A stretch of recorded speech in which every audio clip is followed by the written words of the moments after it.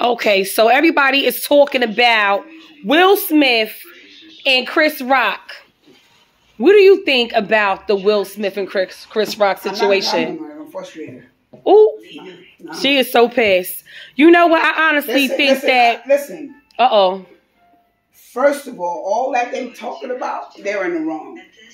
They really, they sitting up there talking about, what if this, and he misled the family because of this and that, and his background. How would he go about this and that? He's the leader of his family. Like, come on. What's private is private. You know? There was no reason for them to do what they did. Right there on national, whatever's private in them people's lives, that's their private life. But you know what really got me? What really got me was, this wasn't the first time that Chris Rock included Will Smith's family in a joke. That was the problem for me. If you basically spoke about them one time, then you know what? It's basically a part of your performance. But when you do it twice, I feel as though you're targeting that family, that you basically have something against Will Smith. In his household, you must be jealous of them or have some type of feelings about them that you're harboring inside, and you have an illness and you need help. You know what I'm saying? So he sat up there, he spoke about Will Smith's household twice. And then on top of that, you know, Will Smith slapped him one time. Me personally, I would have slapped him forward and then back. One time for that day and then the other time back for the previous day. Because why is it Will Smith household is your number one topic, your go-to joke?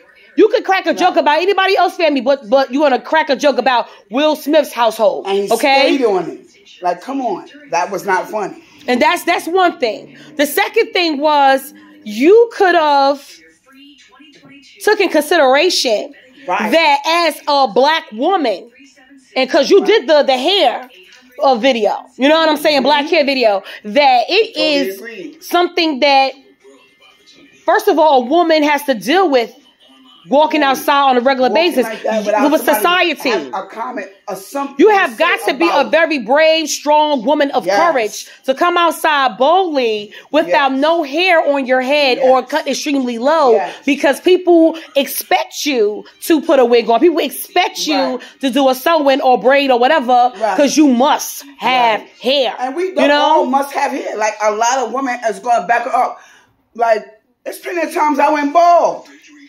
It was no other reason. I will go bald. I have no shame in going bald. And Jada don't feel like her hair is her strength. I look good. I love myself. Her mind is. You know what I'm saying? Yeah. I don't have low self-esteem. I love who I am at the end of the day. See, and you feel that way too. But that's why it takes a lot of courage for you to come outside the way. Because why? First of all, she's famous. She's the target of a lot of criticism because of the fact that she's well known. And then they already, as being a person who is famous, you deal with a lot of that anyway. You know what I'm saying? So to have a fellow person who was famous right along with you not be able to understand that and add to the pot of fire, come on.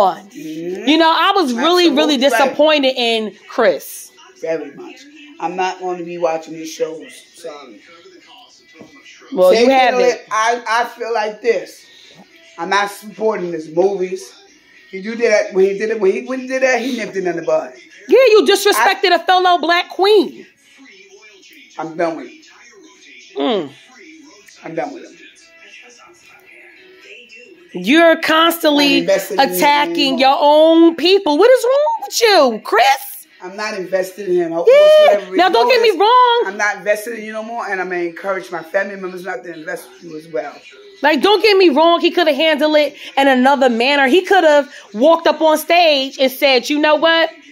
There's one thing for you to crack a joke, but there's another thing for you to specifically go from my family to my wife. Like, you can, like, some people feel like you can talk about me all you want, but when you talk about a specific person in my family, now we got a problem. And that's what I think it was. You know what I'm saying? So it was just like, you spoke about her hair. You said, look out for Jane too. Come on now. Are you kidding me? He's a joke.